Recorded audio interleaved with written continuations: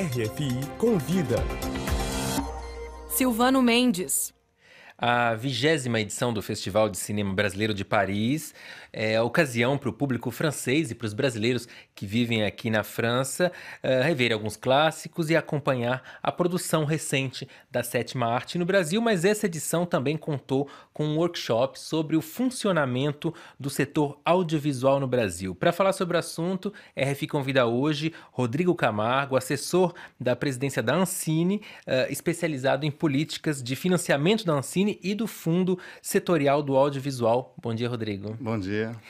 Rodrigo, esse workshop visa apresentar aos produtores, aos compradores e aos distribuidores e canais franceses as linhas de financiamento do audiovisual no Brasil. Qual é o objetivo dessa operação? É atrair projetos franceses? É incentivar coproduções? Qual é o objetivo principal? Exatamente, é aproximar os produtores franceses das regras de financiamento do setor audiovisual no Brasil para incrementar as coproduções realizadas entre os países. A França já é o terceiro maior país com o qual o Brasil coproduz para cinema. Mesmo não tendo um fomento direto para coproduções Brasil-França, através do acordo de coprodução cinematográfico, que é dos anos 60, renovado em 2010, isso já tem estimulado muito as coproduções, também graças ao apoio do governo francês também, né? Então, a França já, nos últimos 10 anos, são 25 obras coproduzidas com a França. Ou seja, já é uma parceria privilegiada. Exatamente. Então, a gente quer incrementar, né, essa parceria e buscar aí novos horizontes também para a televisão, né, que ainda essa parceria ainda está muito focada no cinema. O objetivo também é ampliar para a produção de obras para a televisão, como obras seriadas, por exemplo. Como as séries, mas também novelas? Séries e telefilmes, documentários, novelas não. Novelas, elas estão fora do financiamento público no Brasil. Claro, claro. E um dos programas apresentados durante esse workshop é o audiovisual Gera Futuro. Você poderia falar um pouco sobre esse projeto? Perfeito. Esse programa, né, ele reúne o conjunto de ações do governo brasileiro para o audiovisual. Essas ações são definidas pelo Conselho Superior de Cinema, que define as diretrizes políticas. O Comitê Gestor do Fundo Setorial do Audiovisual define as linhas de ações e as regras. E a implementação é feita pela Secretaria do Audiovisual do Ministério da Cultura e pela Ancine, a Agência Nacional de Cinema, um órgão autônomo vinculado também ao Ministério da Cultura. A Secretaria do Audiovisual cuida mais dos editais voltados para a inclusão, com diversidade de gênero e de raça, e também voltados para a infância, trabalhando também a formação, né, formação, capacitação e formação de público. E a Ancine cuida mais das linhas voltadas ao desenvolvimento do setor econômico do audiovisual. Então, as linhas de longa-metragem, linhas de obras seriadas e infraestrutura também, além de games. E você citou a questão inclusiva, então tem uma vontade de ampliar a participação de novos talentos, de diretores negros, indígenas, mulheres no mercado. De que maneira, concretamente, vai existir um incentivo para essas minorias? A Secretaria do Audiovisual do Ministério da Cultura já vinha há alguns anos trabalhando com alguns editais específicos, temáticos. Então, edital Carmen Santos, que é em homenagem a uma atriz brasileira, voltado para mulheres diretoras.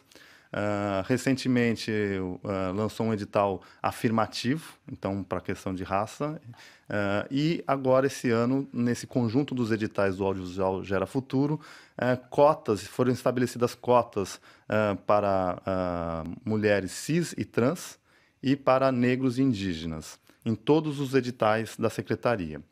E na Ancine também, em alguns editais, especificamente no concurso, que é o principal edital para longa-metragem de cinema, também foi estabelecida uma cota de 35% para diretoras mulheres, cis e trans, e 10% para negros e indígenas.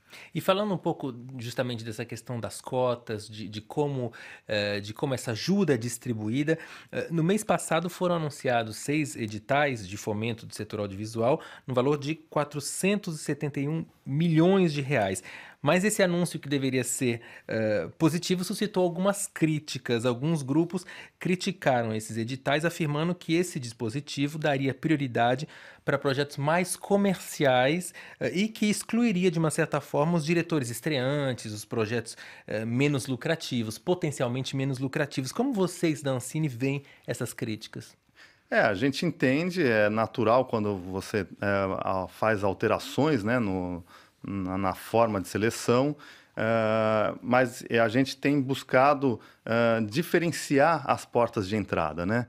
Então a gente tem um edital de concurso, nesse edital seletivo, onde é feita uma análise do roteiro, foi mantida, foi preservada, também em função da própria movimentação do setor audiovisual, foi preservada os critérios artísticos, o peso maior é realmente na avaliação do roteiro.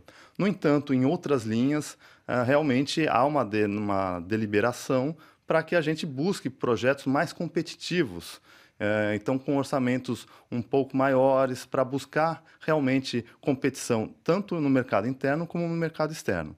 Então foi uma decisão estratégica de realmente partir para uma questão mais de ocupação de mercado interno e externo. Mas o valor artístico do projeto, o critério do valor artístico não diminuiu a proporção do peso nessa decisão de qual projeto vai ser financiado ou não? Isso, na segunda linha, sim. Na primeira linha que eu mencionei do concurso, foi mantido o peso 65% do projeto. Ele tinha sido reduzido para 40%, mas depois voltou para 65%. Então, 65% da nota do projeto é o roteiro. Nessas outras linhas, aí realmente a gente está procurando trabalhar com a avaliação dos currículos envolvidos, né? E isso quer dizer que os filmes mais lucrativos têm mais chance de ser ajudados e financiados pela Ancine agora? Sempre teve várias possibilidades de financiamento para os filmes lucrativos, mas a nossa aposta é que realmente nessa nova linha, que ela opera em fluxo contínuo, ou seja, à medida que for chegando os projetos, a gente vai selecionando, a gente aposta que nessa linha realmente a gente consiga projetos mais competitivos que busquem alavancar um pouco a nossa participação de mercado, que o ano passado chegou a apenas 9,6%. Então, a gente que já chegou a ter nos últimos 10 anos uma participação de 22%, caiu para 9,6%. Então, é um diagnóstico, né, que a gente também não estava conseguindo, com as linhas do modo como estavam, atrair os projetos com maior potencial de público. Então quer dizer que a arte não vai ser afetada com essa mudança? Não, tem já entradas para todos os tipos de projetos. Certo. Uma última pergunta. A gente sabe que o Brasil está vivendo um momento conturbado em vários âmbitos, e a cultura também, de uma certa maneira, é tocada por isso. De que forma o cinema e de que forma isso afeta a ação da Ancine na sua atividade? Bom, tem, claro, o ambiente hoje em dia está muito tensionado, né? Então, por exemplo, essas alterações são vistas já como, de repente, como uma política oposta, né? E então falta um meio termo, né? De se avaliar razoavelmente as diferenças das políticas, Mas né? o número de projetos financiados aumentou ou diminuiu? Não, Continua a isso mesma aumentou. coisa? O ano passado, 2017, foi o recorde de filmes lançados em salas de cinema no Brasil. 158 filmes, se me falha a memória aqui. Então, foi o maior número de filmes lançados. E a política audiovisual continua. O governo tem mantido o orçamento do Fundo Setorial do Audiovisual. Então, o ano passado, teve 700 milhões, esse ano a gente deve ter 700 novamente, mais um recurso extra, esse que você mencionou de 470 milhões, que eram de saldos que estavam acumulados. Então, havia um represamento no processo, que, então, com isso, a gente deve lançar, nesse ano, um conjunto de 1 bilhão e 200 milhões de reais em editais. Aí ainda tem essa controvérsia de como esse dinheiro vai ser distribuído, mas é uma questão que ainda está sendo discutida agora, é isso? Exato. Foi definida essa primeira parte dos 470 milhões e, na reunião que vai ter agora em maio, vai ser definido os outros 700 milhões. Perfeito, obrigado, Rodrigo Camargo. Lembro que você é assessor da presidência da Ancine, especializado em políticas de financiamento da Ancine, do Fundo Setorial do Audiovisual, e está aqui em Paris participando do Festival de Cinema Brasileiro de Paris. Obrigado pela presença. Obrigado a vocês.